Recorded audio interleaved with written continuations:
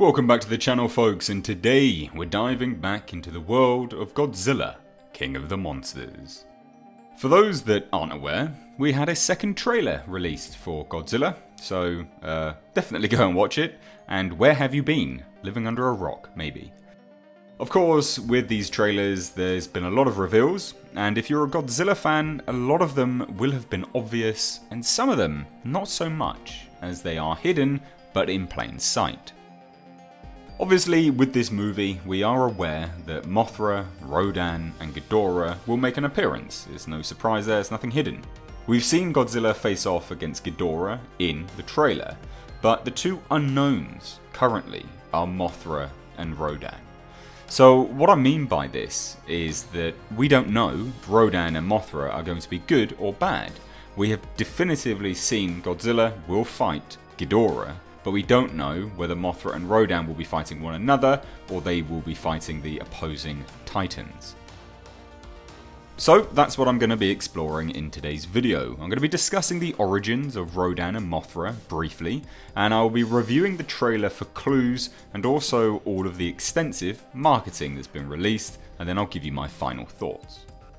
So, in respect to Mothra, this is one of those monsters that most people have obviously assumed will be good for many reasons, and a lot of those reasons are completely justified. We see her in the trailer in her larval form. There's two specific shots to point out. This one, and then this one. So is she going to be good? Well, in her original Toho movies, Mothra is a good kaiju. She's a protector of man, traditionally anyway.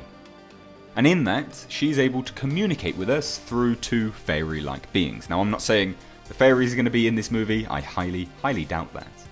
So, what I do think, though, is that it would be surprising if they frame Mothra as anything but good.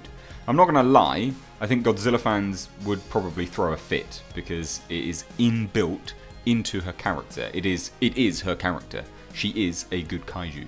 So it would be such a departure from that I think many people would be very angry with this decision. Now, I've got no doubt that she will be a good kaiju in this movie. I believe that she will be working with Godzilla. However, I don't believe that she will always be good. And what do I mean by that? Well, let's go back to the trailer and analyse some of the shots which I pointed out. We can start trying to piece things together, because there are these scenes where she is resting in a chrysalis in the Chinese temple. We know Millie is there. We can see it, there's the coloration of all of the rooms and things like that, and we see Millie approach her. Mothra comes down and is friendly. Obviously, a lot of people thought that this was Gamera, but I mean, it is Mothra. Then there is another shot where she is looking around, but look down over here. We can see these, what I assume to be military men, or at the very least, people with weapons. Then I draw your attention to this shot. Millie is now behind some glass. She is reaching out, she is crying, and she is in distress. Could this be Mothra being attacked by us humans? Maybe the antagonist faction in the movie? Could this then set off a chain of events that lead her to run away, attack some humans briefly, then maybe Millie comes to the rescue with the device that has been rumoured to imitate kaiju vocal notes.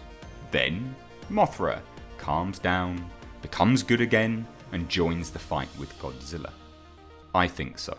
All of the marketing indicates that she will be good. If you look closely, anyway. We have the posters that were released not too long ago, and we can see Mothra being framed as what can be assumed good. See her here, behind the human aircrafts. Now, these are not jets, they are just aircraft. They're not fighter pilots, they are just aircraft. She's being led, I believe anyway, potentially. So, then we have Rodan.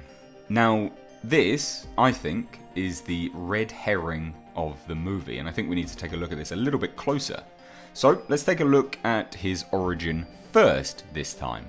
Rodan, generally speaking, is actually not a good guy. Not initially, anyway. He and his companion, Rodan, because yes, there were two initially, were both destructive. They were deadly, and they killed humans left, right, and centre. Then, when Rodan reappeared in another film, he was again battling against Godzilla. Not with him, side by side, but against Godzilla.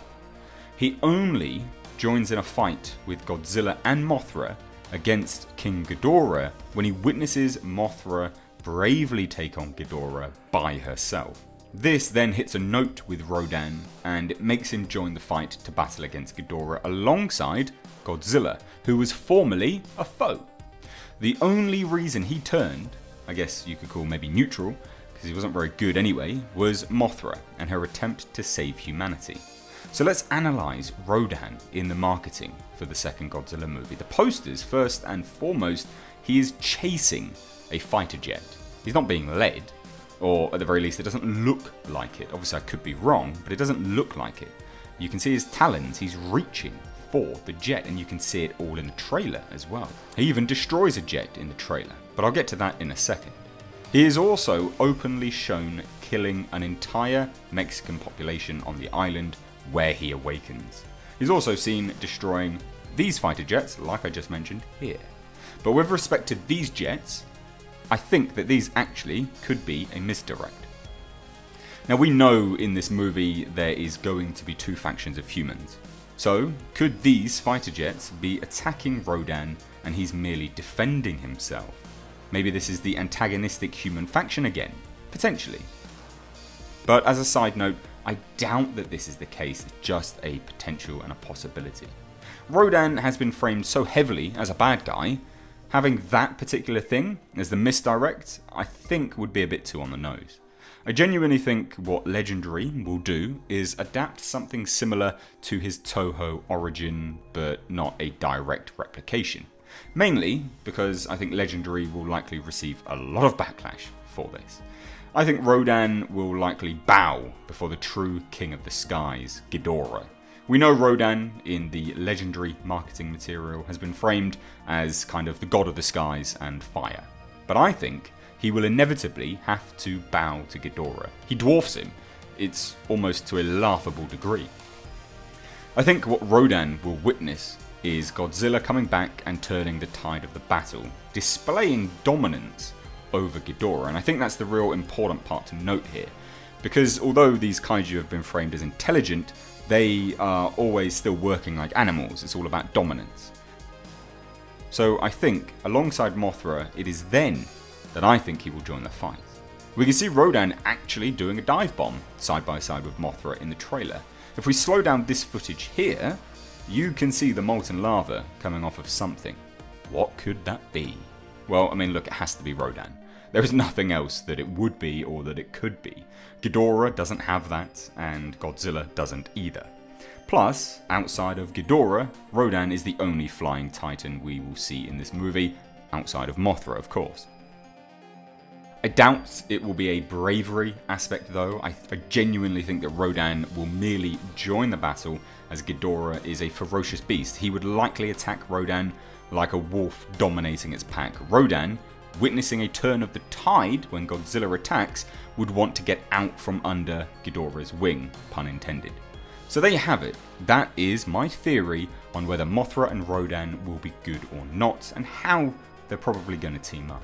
Now, what do you think about this, folks? As always, I pass the question on over to you, and I want to hear your best theories, whether it's alongside mine or not. And did you notice anything that I pointed out, or was it completely new to you?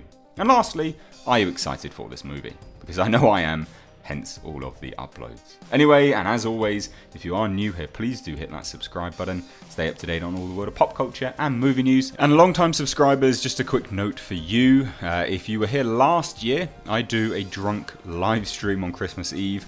The reason behind this is, one, it's a bit of fun. Secondly, it's the anniversary of the channel. And thirdly, a lot of people are alone over the holiday period. If I can interact with you on Christmas Eve and bring you guys a little bit of joy so you're not so alone over that time period, then I'm happy to do it. So please do stay tuned to the channel, because it will be scheduled very, very soon, possibly today in fact. And you can also head on over to my Twitter at Mr. H Reviews, where it will be announced over there. Please do give it a like and a share.